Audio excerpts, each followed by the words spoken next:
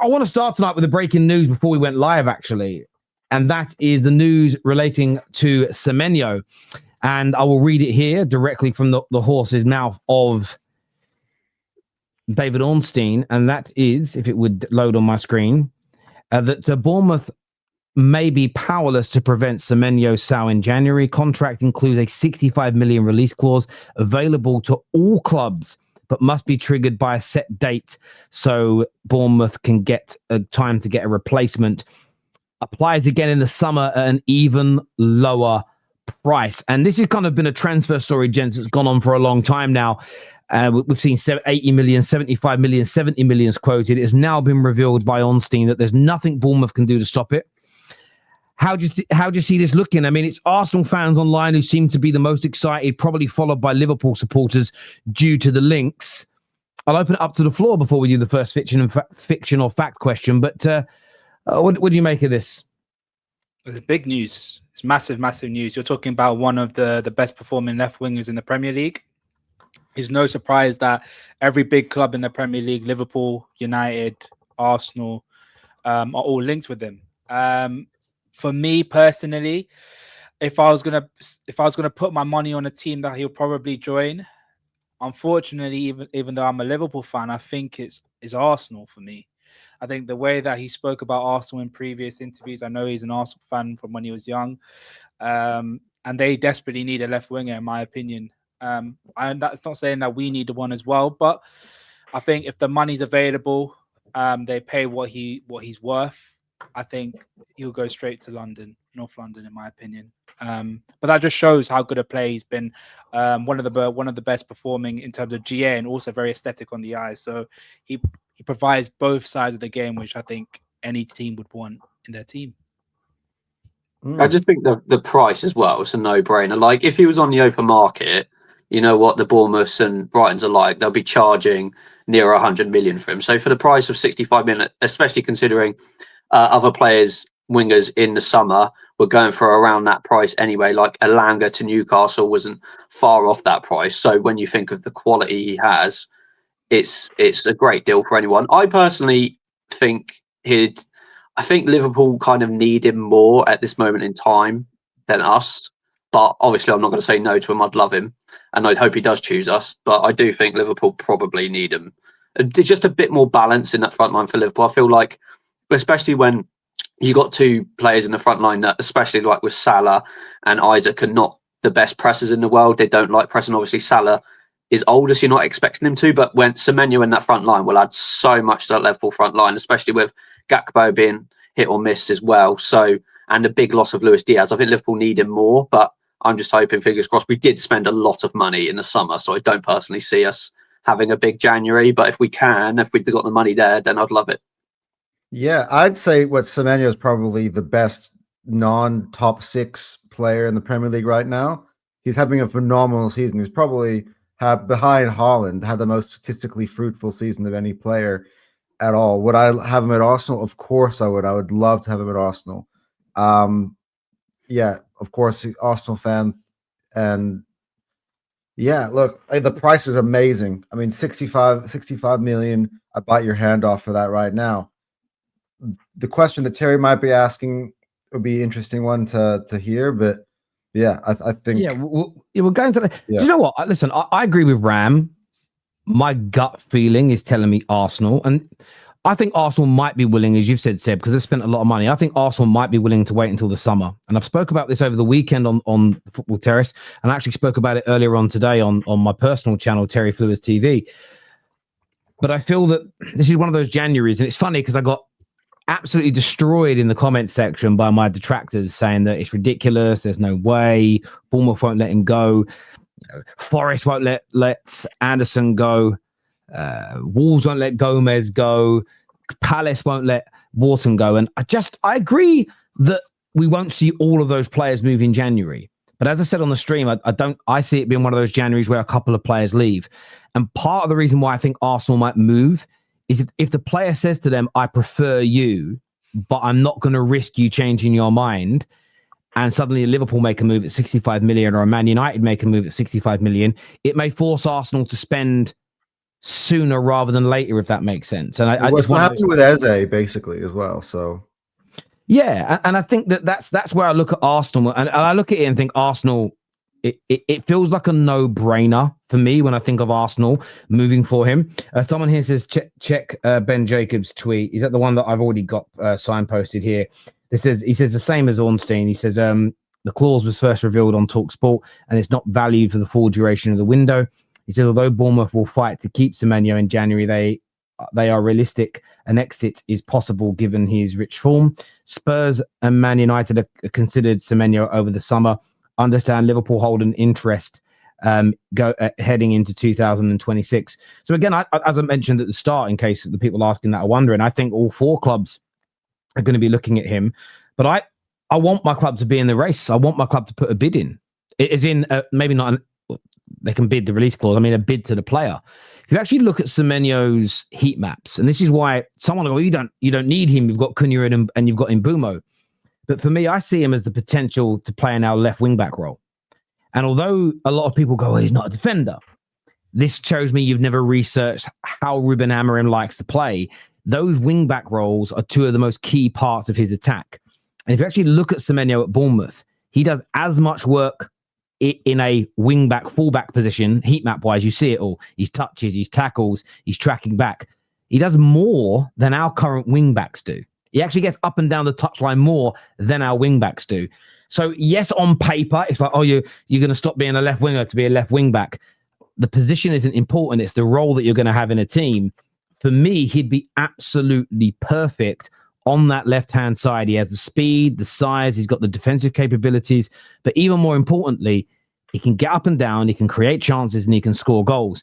Now, if we're going up against Liverpool, if we're going up against Arsenal for him, I don't fancy our chances, but I want us to be in this because I look at our right-hand side when we put in Mbumo and Ahmad together, and it's very dangerous in the attack. If you could suddenly have Cunha and Semenyo on the left-hand side doing bits, it'd be amazing for us. So I'm someone who wants it. And this is the kind of comments I was expecting. Best winger playing wing back. It means you don't understand and you spent no time learning what Ruben Amorim wants long-term from his wing-backs. It's why it was always predicted that Ahmad would become the main guy on the right. He prefers attackers in those roles. Very much when you watched Leverkusen, Frimpong was never a right-back. He basically played wing the whole time, even though he's on paper was a right-back. That isn't the position that he played. Yes, there are some games where you want someone that's more defensively minded, but for me, Semenyo fits perfectly in terms of what the kind of profile our manager would want in a left wing back role. And if you actually look at the heat maps and look at Semenyo play and how he hugs that touchline and creates that width, it's exactly what our manager wants. And the one benefit he would have over an Ahmad is he's not 5'4", 5'5". He is a big lad, a strong lad.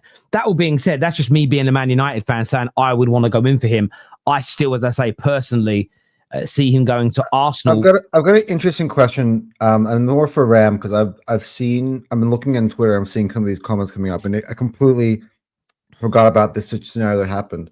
Apparently, in the first game of the season, Semenyo got abused racially by Liverpool fans. Do you reckon that at all that might be a deterrent towards him potentially wanting to sign for them? Because I forgot about that completely. I'm just reading that now on Twitter right now. I don't because Liverpool Football Club dealt with it quickly. The person got banned. If, for instance, Liverpool Football Club defended its fan, allowed him to keep coming to the stadium, and Semenyo got abuse over it, maybe.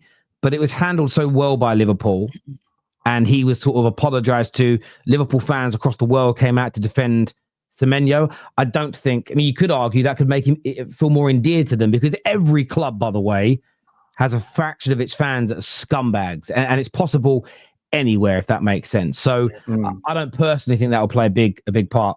Yeah, I think one bad egg doesn't speak for the entirety of the flock. You know, it's you've got one idiot that did what he did at the start of the season, but that doesn't mean that everyone is like that or everyone's painted like that. So again, I don't think it has a massive impact on it. But that still doesn't change my mind. Like, he grew up in London. He supported Arsenal when he was younger. I think he was in and around the academy as well. It just seems like a no-brainer. If Arsenal comes in, I think Arsenal has a free shot at him. I think he'll say no to everybody else and he'll go straight to London and North London in particular. So yeah, that's my point of view on it. I don't think a bad egg represents everybody. I was just curious because I just saw I completely forgot about the scenario completely. I just been reading my Twitter on the Semenyo and it came up. So a lot of people were asking that question. So it's not like Liverpool as a club have a history of racial issues anyway. They've tended to be fine. Like some of their best players of all time have been black. Like Mane, he never experienced any of that. So I don't think it would be that much of an impact. I think for Liverpool, I would say, yeah, they need him more. But I do think the thing is the amount of money clubs spent in the summer is going to affect this greatly because not a lot of clubs are going to have that amount of cash laying around. We've seen that in January's gone by where there has been a big outlay over the summer and there just hasn't. Maybe with Arsenal, it'll be like a Zubimendi situation where it's like, oh, we want you, but we can't afford you until in the summer, so we could try and do that approach. But I'd love him to come in January, and it would be a great uplift there, especially with Trossard's been getting a lot of minutes. It would be a bit disappointing, Martinelli, because he has been decent this season. But I just don't think I can't see us out unless we got a load of injuries. I don't see us outlaying that much. Considering the follow-up question would be to that, Seb, would be: does Semenyo has he made it clear that he actually wanted to leave in January? Like, what's the player's position on this? If he really wants to leave, then he will obviously say no. Very important. Either way, this is where my doubt with whether Arsenal can get him comes through. Because, say for instance, United, Liverpool come in January, and Arsenal will be like, "Nah, we don't really want you to come in January. We'll come in the summer." Sometimes these players are like, "I can't wait that long. This is the best opportunity I'll get of getting a move." As quick as possible. I know it's obviously the worst case scenario, and it does play in the minds of some of these players. But if something bad does happen or an injury comes into play, then that move is taken away from him. Like you never know if these clubs can come back in. So that's a good point. That's it. That's what I was saying earlier. As much as there is a view of stay where you are, keep performing well, keep playing well. Who knows what happens? Final day of the season, you rupture a ligament or you do your Achilles and the clubs go, well, we'll wait till the following year. By then, think about midfielders. This time last year, forget that. This time 5 months ago, who was talking about Elliot Anderson and wanting him? Like, where were those conversations? Didn't exist on social media. Nobody was going, oh yeah, bring him to me. I remember going to the World Cup and everybody was buzzing about Enzo Fernandez. And again, I do transfers regularly. I mean, the Nottingham Forest player that was almost getting a move was Morgan Gibbs-White, not Elliot Anderson. So. No, I agree. But I remember when everyone was going on about Enzo Fernandez. But I remember the summer, only 3 or 4 months earlier, nobody was going, oh, there's this guy coming through in South America. He's coming to Benfica. Watch out for him. You might get the odd person that said it, but it isn't there. And clubs change their interest as quickly as players change their mind as well. So I think it will jump at an opportunity and a chance to move on. This here from Don, he says, Terry, you need to educate yourself on racism. He asked about the topic and you mentioned how Liverpool handled it. Not one mention of Semenyo. Poor from you. Well, because the question was, do you think he'd hold it against Liverpool? Therefore, I'm telling you why I don't think he'd hold it against Liverpool. It's completely topical to mention what Liverpool did. So I think what you need to do is educate yourself on cleaning your ears so you understand what's being said. Because the question wasn't how, it was literally about, do you think he'd hold it against Liverpool? And I don't personally think he will, because Liverpool handled it brilliantly. They were on Semenyo's side. Liverpool fans were on Semenyo's side. And the idiot and scumbag in question was removed and banned from the football club. Now, maybe Semenyo holds that against him. I can't speak for him personally, but my personal gut feeling would be he'd look at that and go, thank you. He'd look at it and go, thank you for handling that properly. So nice try, my friend. Try again. I know you're a different person, really, and that's a burner account, but try again. By the way, thank you, Michael, and good morning to you in Alberta in Canada. Thank you very much. Terry, remember, Salah goes to AFCON for Liverpool as well. Well, this is true. So does Semenyo, though.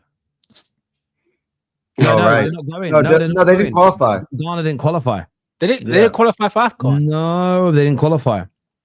Okay, I take that back. So that there for me is such an important element to remember. That's